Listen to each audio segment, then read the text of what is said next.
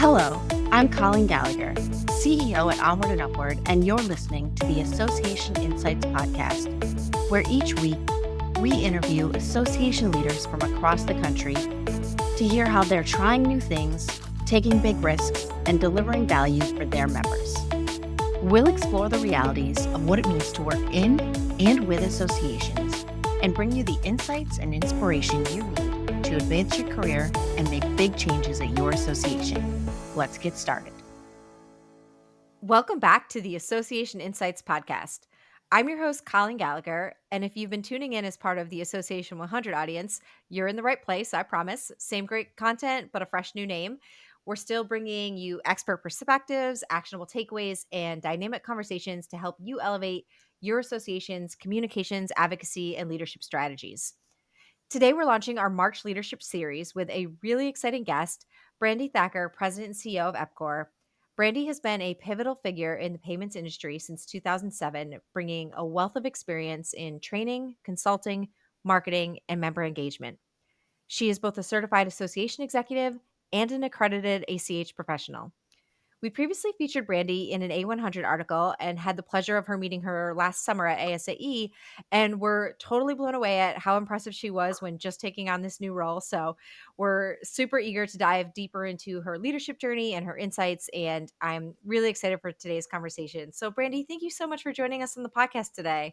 Thank you for having me. I'm really excited to be here. Great. So, to kick things off and set the stage, tell us a bit about EPCOR for those who aren't familiar with you, and who do you serve? What's your core mission? Sure. I'm sure most people, unless you're in banking, have no idea who we are, what EPCOR means. It is a made up word that we try to force with our lovely tagline that we're the core of knowledge for payments. But nonetheless, we are a nonprofit payments trade association. We serve a little over 1,800 member financial institutions and affiliated organizations in the Midwest. Our primary mission is to provide payments expertise, whether that be through education, consulting services, support, advocacy. And when you really boil all that down, what it means is we're a resource for banks, credit unions, and providers of payments products. So in that financial services space, to help them comply with the rules and regulations of payments. So check, card, wire, ACH, that means direct deposit mostly for most of you that don't live in the banking world. Instant payments, so if you send Zelle or Venmo, there's a whole slew of rules and regulations that banks and credit unions need to follow. So we're here to help them do that. We help them mitigate their risk, fraud in that space, and then how they can improve their operations to improve their bottom line. We also partner with different organizations such as the Federal Reserve Bank, private sector rule makers like NACHA, and then the regulators too, to make sure that our members' voice is heard on a regional and a national level. Man, so you guys are a little busy, huh? Just a little bit. That's awesome. So you were with EPCOR for, what was it, 15 years before a very brief stint away and then coming back into this president and CEO role. Tell me about that journey and what prepared you and shaped you for this position. Oh my goodness. So it's been a fun journey. I have literally grown up in the four walls or virtual four walls of this organization. So 2 years after graduating college, I was miserable in my job, had tons of credit card debt and loan debt like everybody. And I had a friend tell me about this job where I could travel around Ohio and teach bankers about payments. The problem being I literally knew nothing about banking or payments, just how to swipe my credit card. But you'll learn, they said, it's not that hard. And I did. I took the leap of faith. Over the next couple of years, I learned about payments right alongside the members that I was teaching, which is a humbling and weird experience to teach people while you're learning alongside of them. I learned what it meant to be in the association space, the importance of the voice of the member and how great it felt to make a difference in the people that we served. And that continues to this day, 18 years later, to be the greatest thing about this job is making a difference in the work lives of our members. I had a journalism background. That's what I went to school for. I went to OU, go Bobcats. And when we merged with an association 2 years later, the CEO was like, you have a journalism background. Why are you training? Help me build out a comms and marketing team. So that's what I did for a couple of years. I switched off my focus really and converted a lot of our comms materials to electronic. It was that day and age. I integrated a strategic, cohesive marketing plan and then found that our member services teams, some of their initiatives overlapped with the communication side of things because we needed to get information out to our members, but we also needed to gather information from them to help guide our decision making. So I took over that side of the house as well. And with that, escalated into more of a leadership role. I was part of the executive leadership team. So I had board governance relations now. I sat on industry work groups and fell in love with that feeling that you get from taking some harebrained idea from a strategic initiative and seeing it to fruition to a product rollout. And then loved just mentoring a team and seeing them succeed as a result of your mentorship. And you mentioned I had a brief hiatus for about 6 months where I went to a sister organization of ours and ran their consulting arm, which brought a whole different perspective to this role for me and how we can serve our members. And so in essence, pretty much worked in almost every department of EPCOR outside of finance and technology. So it's helped me speak the language of our staff. I can better understand the extent of what it takes to fill some of management's asks and be able to think now on this macro level as the CEO, but be able to switch my focus and understand the micro initiatives that it takes to lift up a project successfully. The last bit I'd say too is being in this industry for so long, making strong relationships with our members as well as those industry partners has really been crucial for me these first 7-8 months. The association world, it's like banking as well. It's all about a relationship. And having people that I can call on if I have a question or if we have members that need help has just been paramount in this transition for me. Yeah, I'm always so interested in the career journey of people in the association world because while everyone has their own unique way, I find it so fascinating that there's always that tie-in of we're driven by passion and you get excited by bringing people together and by mentoring and by Mhm. watching strategies take off and that there is a career path. You so often do hear stories similar to yours where, oh my gosh, I've worked in almost every department in this association Yeah. before I got here. So it's really cool to see when the association world plays out like that, I think. Yeah, it's awesome. So, what have been some of your biggest challenges and learning moments? I think you took this role on last summer, right? And I Yeah. think when we met you, you had just started. Yes. So, what are those biggest challenges you're running into? It's been mostly exciting, a fire hose of information. It's really to your point of the career path of being in an association and bouncing around departments. I think that's helpful because I already know the language. I know our products. I know our team. I know my board. I've known them forever. So I was really able to just come in and hit the ground running. So I truly feel for those new CEOs that come in and have to learn all of that upfront while running the organization. So kudos to individuals that do that. That is a huge task. But for me, I'd say one of the biggest challenges was that shift from the departmental focus to that more holistic 10,000-foot helicopter view, if you think, view of what I'm responsible for from a strategic perspective and leading the staff and leading the organization. I've had to learn how to balance the needs of our members too with the strategic priorities that we have as an organization to make sure that our resources are allocated effectively to reach our goals. We were talking earlier, I think every association has this problem where you have so many things that you want to do and so many different ways that you can serve your members that you have limited staff, you have limited budget, you have a limited bench that can help you with that. So making sure that we really are specific and purposeful in the things that we do has been one of those challenges because I get swept up in the excitement of, yes, let's go conquer the world and let's go do everything. It's okay. We're still only a staff of 40 people. So let's be a little bit more realistic. I'd say too, just keeping up with the changes of the payments industry, making sure that I am out on the road, I'm listening to podcasts, I'm reading articles, attending conferences, and thinking proactively about what does that mean to us as an association? What does it mean to our members? And then the facets and segments of our members, because we have very small community banks and credit unions that have maybe 15 staff members up to a much larger, say, key bank. So their needs are different. The last thing I would note that it takes me back still a little bit is that shift from coworker to boss. And I use that term very lightly because I don't like it. The conversations around me have changed just a tad. They're a little less formal or more formal, a little less chummy, I'd say.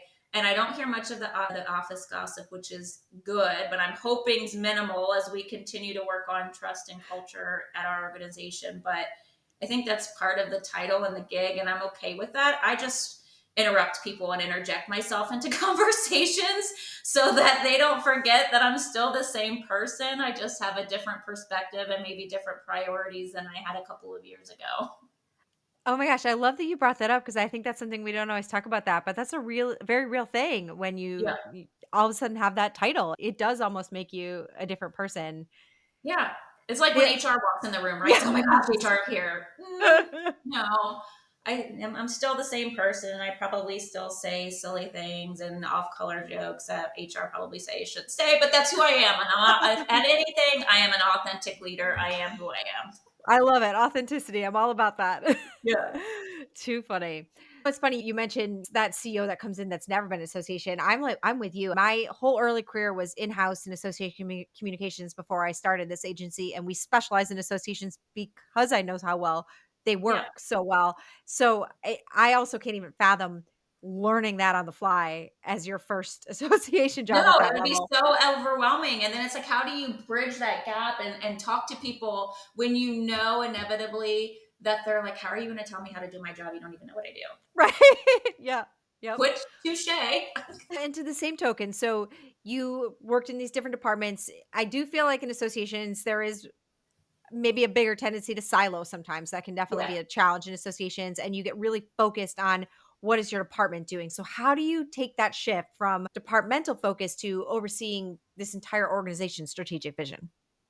It's a daily battle. I very easily because comms and marketing is my heart and it's what I've done forever. I look at the world, even outside of EPCOR, from that lens.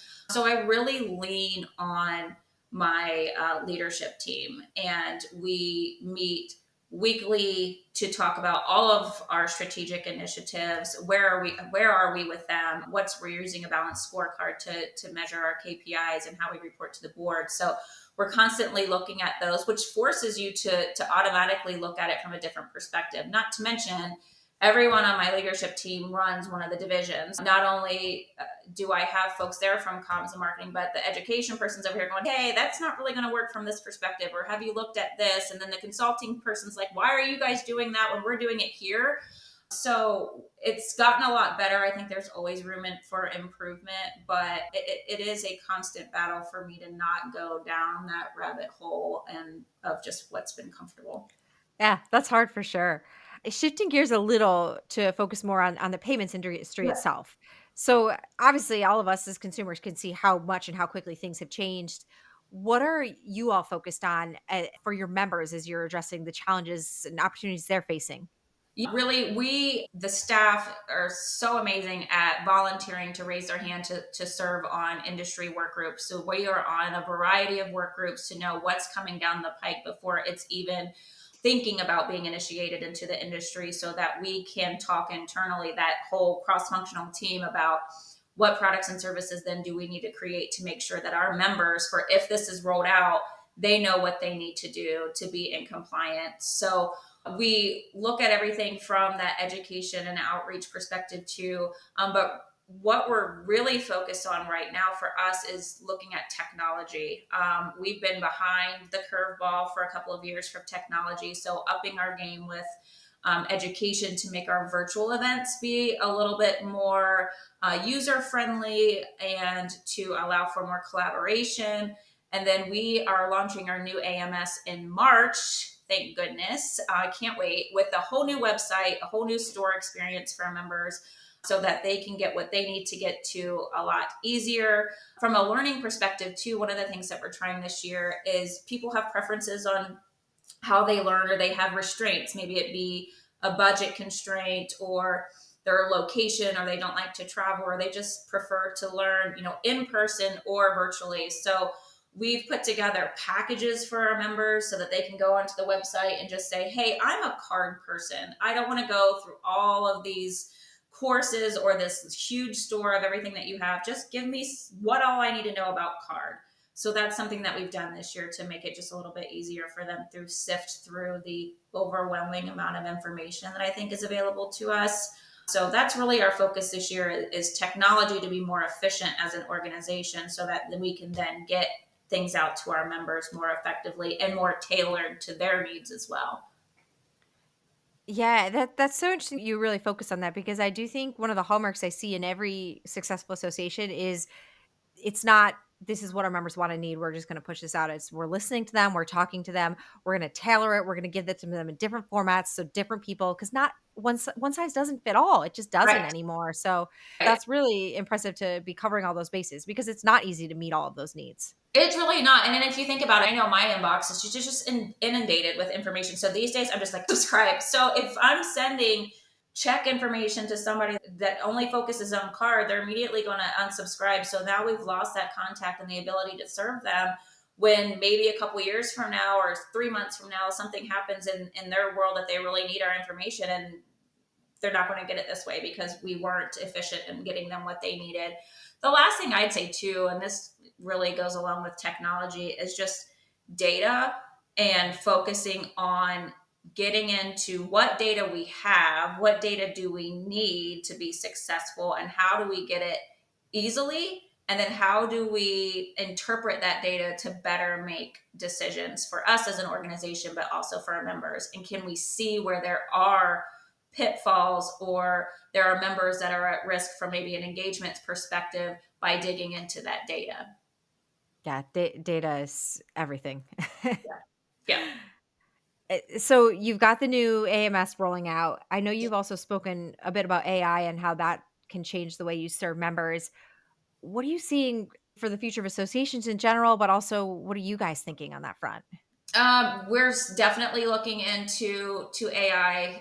So it's once the AMS is done, then it's really looking at data and how we can leverage data, and then that just really dovetails with AI because it's going to help us analyze and find trends within our data.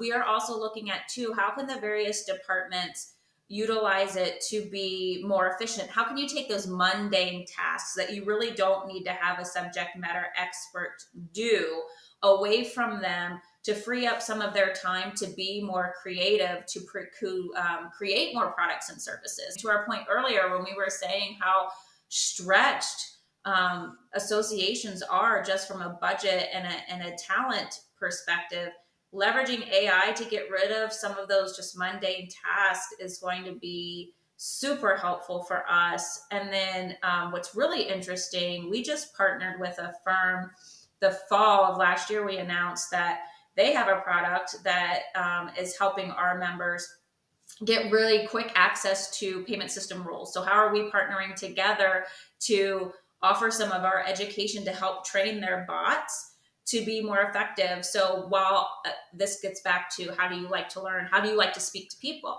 Do you want to use a live chat or do you want to just use a bot that's available 24/7? We're not at that point yet as an association where we work 24/7, but we might have members that are working late at night that need information. So how can we use AI to meet them where they are? Yeah, that's so critical. And it's funny because there's times where I love those chats, but I'm also thinking of the times where I'm screaming into a phone, let me Yes, talk to a yes, person. exactly. Live person, Yes. operator over and over again. I That's know. I can't handle it. Yes. Too funny. Obviously, member engagement is so important for associations. And you just mentioned a few ways you're really tailoring things for your members. You're thinking about technology and investing in technology to Yeah. improve the member experience. What else are you all doing to really strengthen those member relationships and ensure that they see the value prop in being an EPCOR member? Sure. I think one of the things that we lost with COVID was that in-person feel. And we're growing our virtual events because that's the way our membership is trending as far as how they can or want to attend training. So we're offering more in that space, but also getting back to more in-person training. We're offering a little bit more this year. I'm getting back on the road, thankfully, here this spring to just do some more in-person visits just to see what's going on, what's keeping them up late at night, how can we better assist them. And that can be just an individual visit, We're looking at hosting member happy hours or luncheons that are strategically placed to events that we or our members are already attending. So there's already a captive audience. It's not an additional trip for them. So we're going to give it a try and see how it works. We're also trying to look at how we can offer more peer-to-peer learning, either it be through exercises, through webinars or workshops. But we have heard from our members that it's just invaluable for them to share with one another what they're seeing. Because if you think from a payments fraud perspective, payments fraud typically travels corridors. So it goes up a freeway from one city to another. So if you can sit next to a bank or a credit union and say, oh my, we're seeing an exorbitant amount of check fraud and it looks like this. And they're like, oh my gosh, we're seeing it too.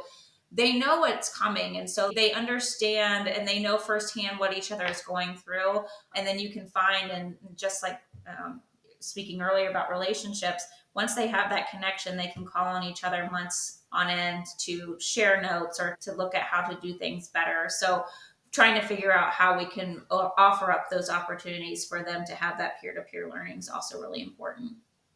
Yeah, there's nothing like those peer-to-peer connections. They just mean the world. Mm-hmm. Agreed. Yeah. So when we talked last summer, you were really focused on emphasizing the importance of diversity, equity, and inclusion in EPCOR's mission.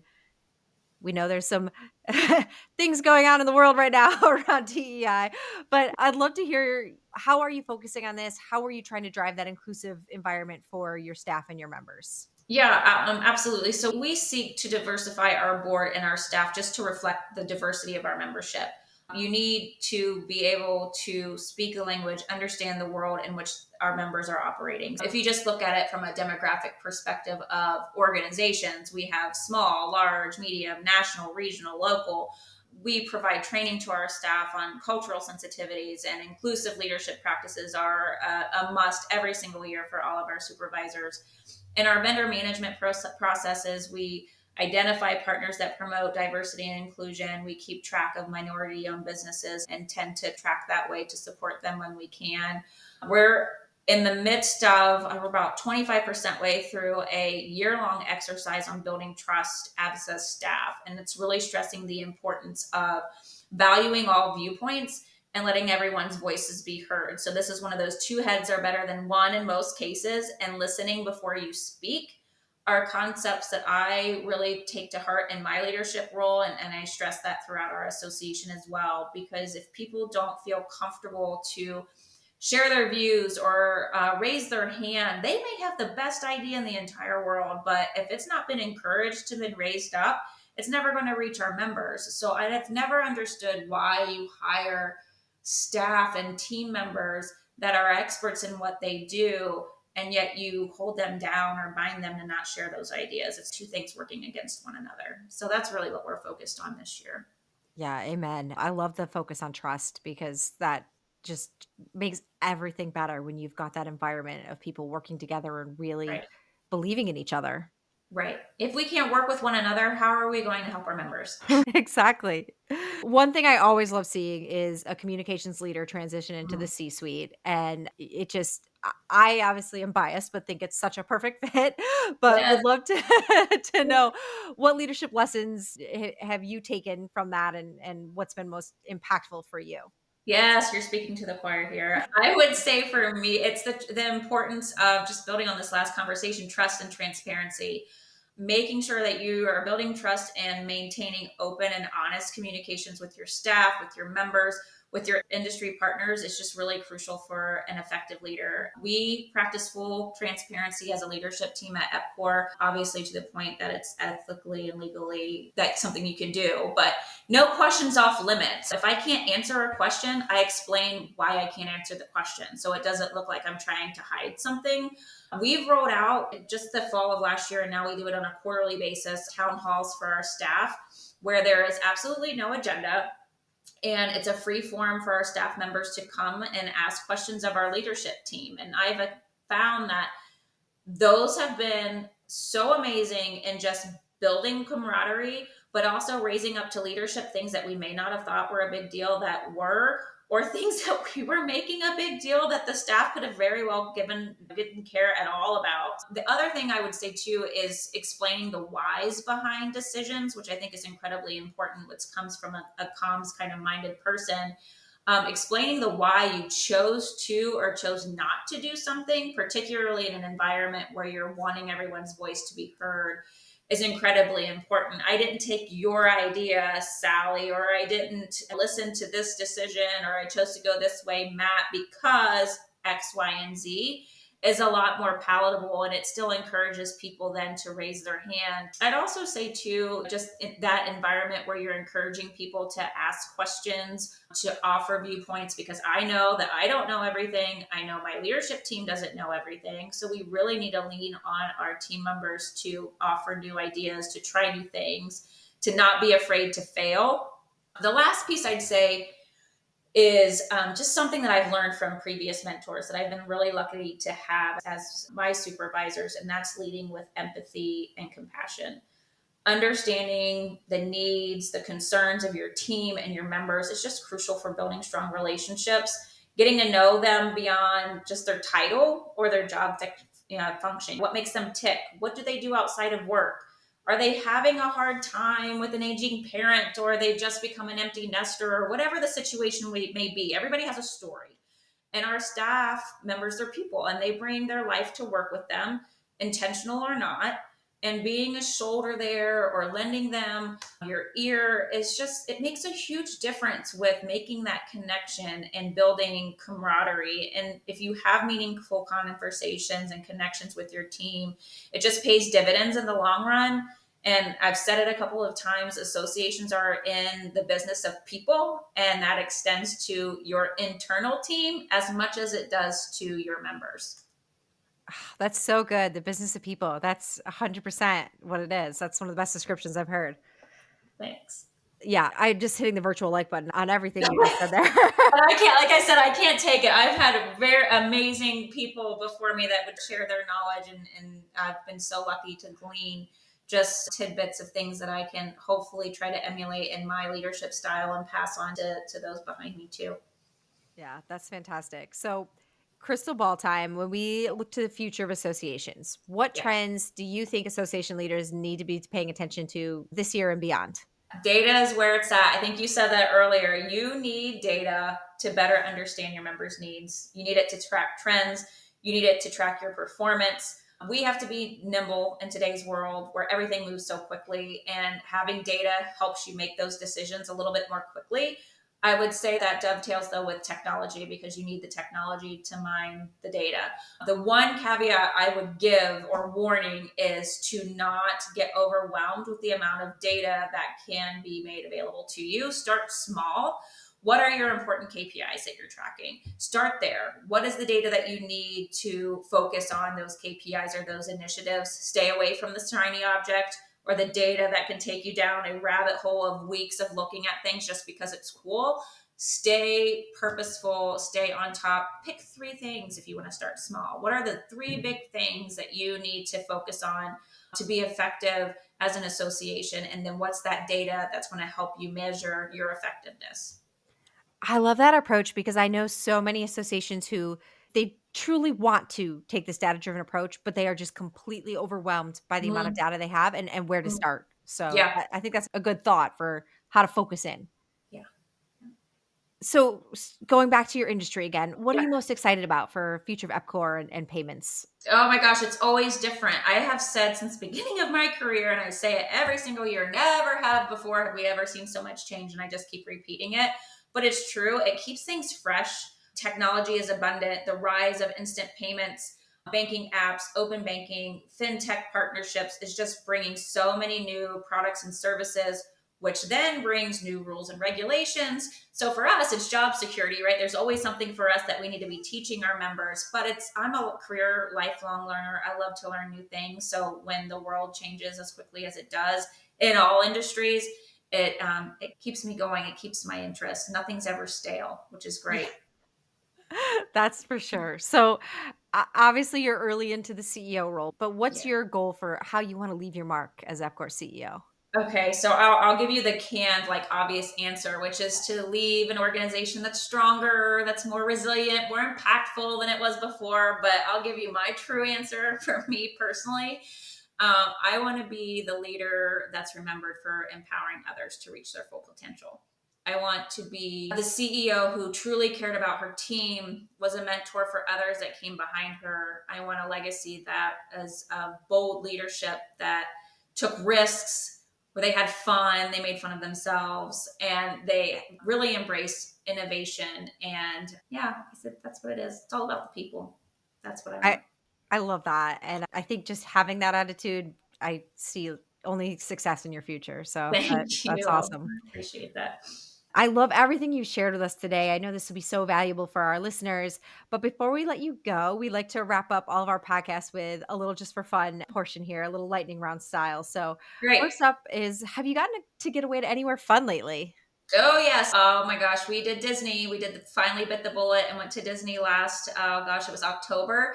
And all of the memories were made in the Princess Castle with all the teas and the dresses and the hair. But we built out our trip. It was nice. So we extended our trip. We stayed on the Indian River in Cocoa Beach and we fished and we built sand castles and just relaxed together. And it was so refreshing to unplug and really just be present and spend time together as a family. That's amazing. We're gonna dip our toes in. We have a almost 4-year-old, so we're going to Disneyland Paris this year, which is like scaled Oh, down version, I understand. So okay. yeah, so we'll see Oh, how it awesome.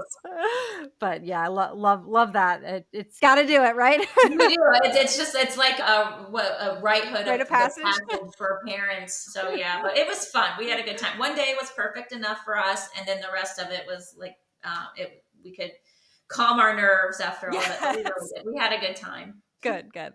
So you mentioned listening to a lot of podcasts. What are you listening to and what would you recommend for our listeners? Okay, so I am a true crime lover. So one of the podcasts that fills that need for me, it's called Red Handed. It's so funny. It's two British ladies. They're hilarious. They cover high profile cases, but then some bizarre ones that never make mass news. And then if I just really need to relax and unwind, I listen to Smartless. It's a podcast with Jason Bateman and Sean Hayes and Will Arnett. Well, They're hilarious. It's so funny. Just listening to them rib one another, you like feel like one of the guys, like you're a fly on the wall in this conversation. So I walk around my neighborhood with my dog Rosie, and people probably think I'm nuts laughing to myself. But it's a great. It's I do it in the middle of the day, and I tell my team this, and I will pass along to any of the listeners. Schedule yourself 1 hour every single day, particularly those of you that work from home that are stuck on a laptop and stuck on calls from hour to hour.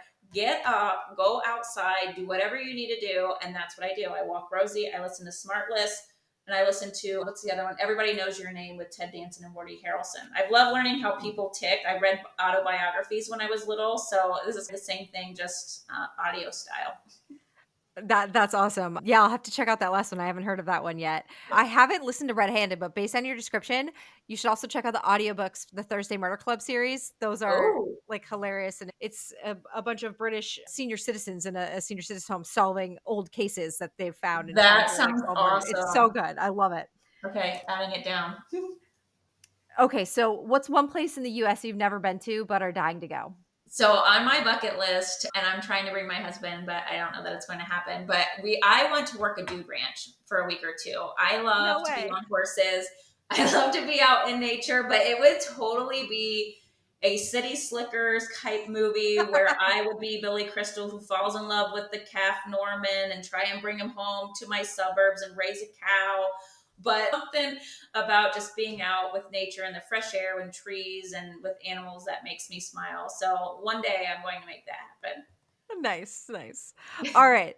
So finish this sentence. When Okay. you see me looking at my phone, it probably means that I'm Oh my gosh, I'm answering a text message. So my kids want to go somewhere. My husband has forgotten where he put something, or there's like some emergency with the PTA that's we need to go do something that should have happened weeks ago. too funny. That sounds about right. Yeah.